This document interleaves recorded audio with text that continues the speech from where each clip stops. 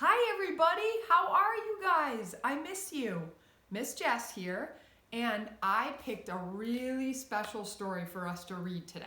By the way, happy Monday. You guys made it a whole week learning at home. Congrats to yourself. Give yourself a pat on the back. But now let's start off your Monday on the right track, right? You got this. Let's be confident, persistent, brave, and make our week the best it can be. So as I'm reading this story, I really want you to think about what lessons and hidden messages are embedded into the story. Because as we know, we learn a lot of things in unexpected ways. And sometimes when unexpected things happen, like what's going on right now, it forces us to get onto a different road or a different path. So, which can be challenging, right? And that's okay. So again, I just want you guys to really listen and think about what this story is trying to teach you. It's one of my favorites. But before I read it, let's start with some simple breathing because you guys all know that Miss Jess loves to do that. If you have an essential oil with you at home, awesome to use. If not, no worries. But you're gonna put it on your wrist or maybe put a drop on your palm. And you're gonna cup those hands together. So just do it with me even if you don't have it at home, okay? I'll give you a minute. And then we're gonna take a big inhale. And exhale. Nice. That was a perfect little brain break. Now you're ready to really focus and listen. So the name of my story is Zen Socks by Jon Muth. Leo and Molly sat on the porch of their new home. "Look," said Leo, "it's going to happen again." "Yep, it's almost time," said Molly. "What's his name again?" asked Leo. "Mr. Quiet Puddle?" "Stillwater," said Molly. "Isn't that our cat riding in the basket of his bicycle?" said Molly. "I like his hat," said Leo. "I like his bike," said Molly. "I like this neighborhood," said Leo. Isn't he so cute?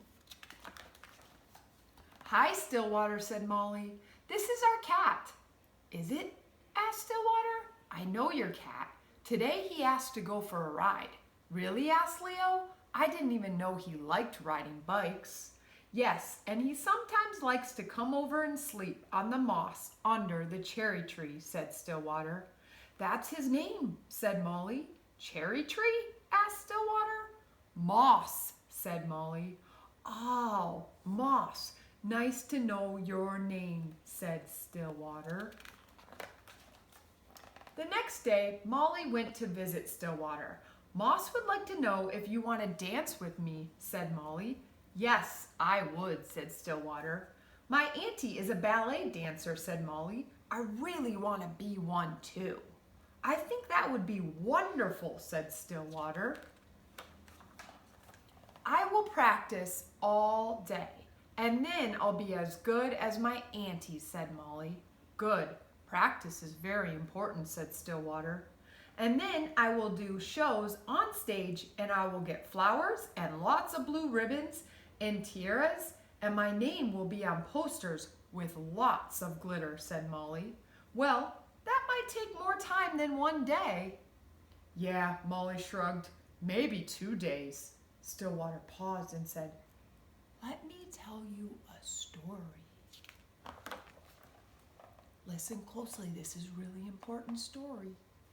The Taste of Bonzo's Sword is the name.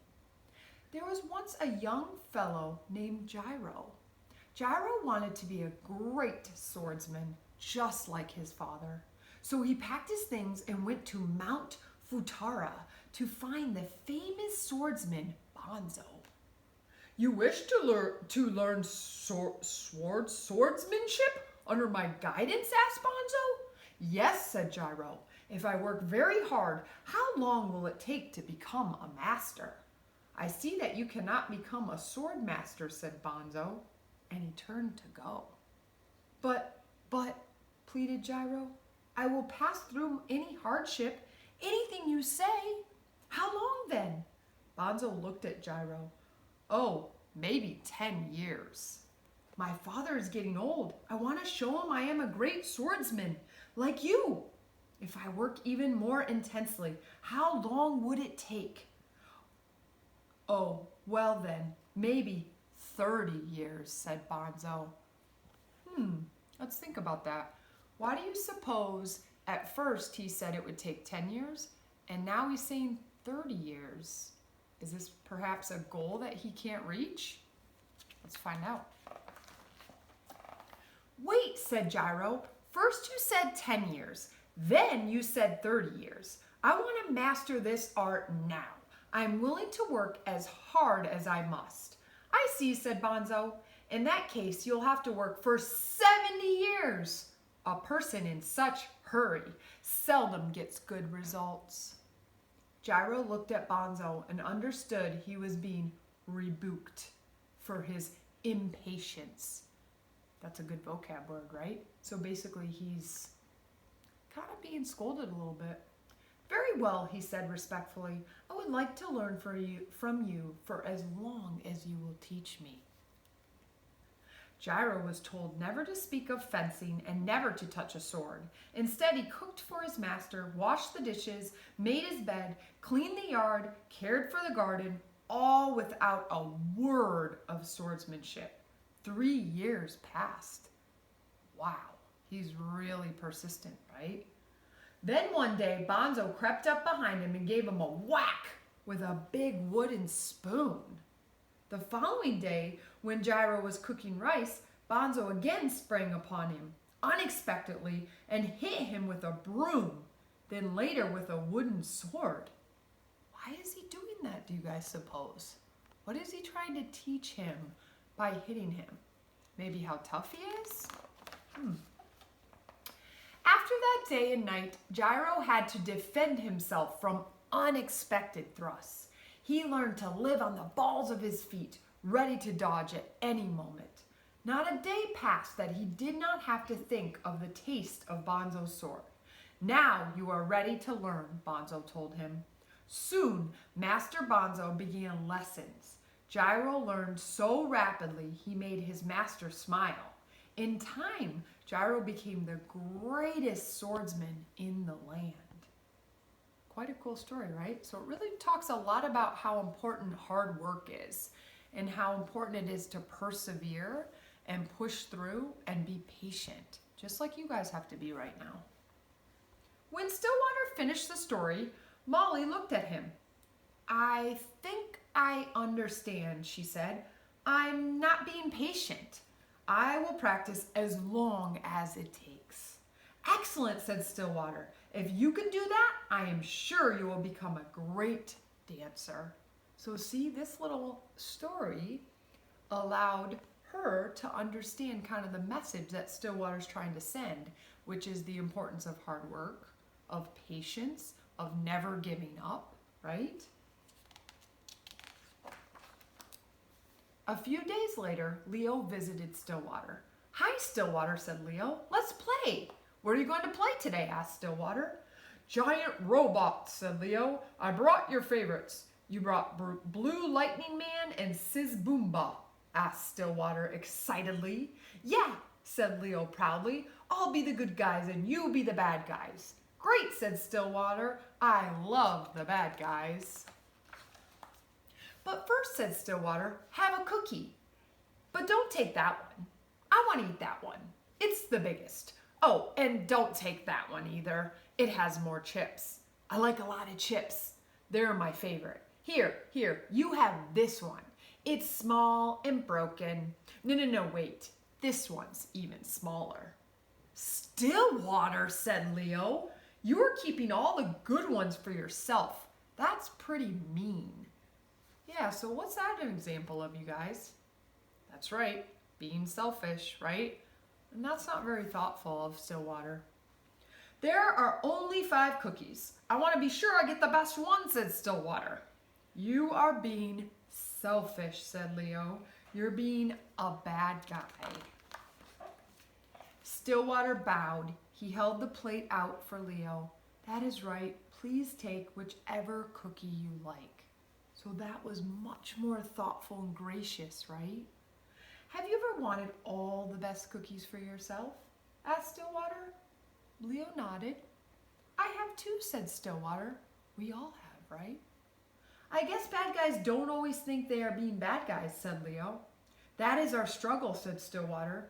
Thinking if we get all the best things for ourselves, we will be happier. Stillwater picked up his robot.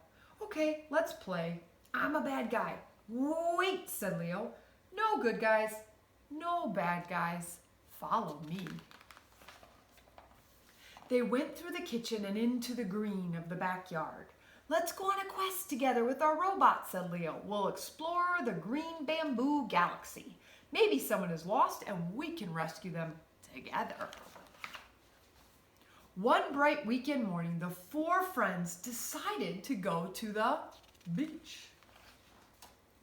What shall we do? Asked Molly. Let's bury you, but it takes a long time. You're probably right, said Stillwater. Let's go for a walk instead. Stillwater, look at the starfish, said Molly. Where did they all come from? Asked Leo. Starfish? What are you doing here? Asked Molly. There are so many, said Stillwater, and the tide is going out. What will happen? Asked Leo. They will dry out in the sun and perish.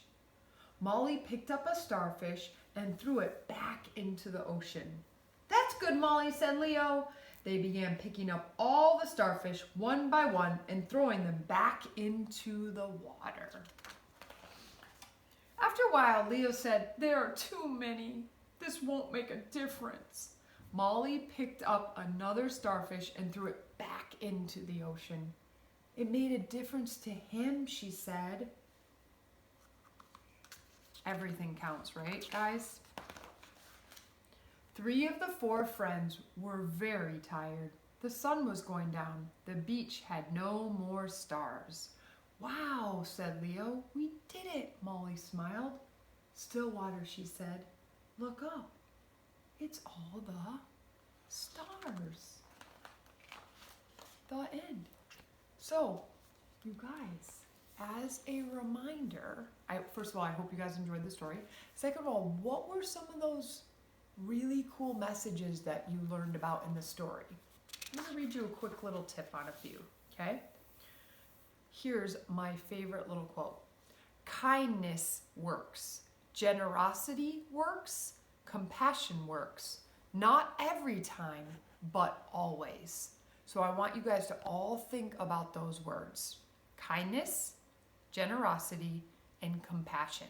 Because right now, more than ever, we need to really work on being positive and sharing compassion, not only for yourself, but to others. And so that means in your houses and your families right now, we really need to be a team player, right? We all need to be following the family plan and do our best to be thoughtful and not selfish, and maybe learn some new chores and other things to help around the house. The other messages from that cool sword story were also talking about the importance of hard work, persistence, stamina, and dedication. So, also I want you guys to think about those and the importance of hard work, right? And if you guys want, if you are feeling like you want to do a little art project for Miss Jess, maybe you can draw me a cool panda that represents hard work. All right, bye for now.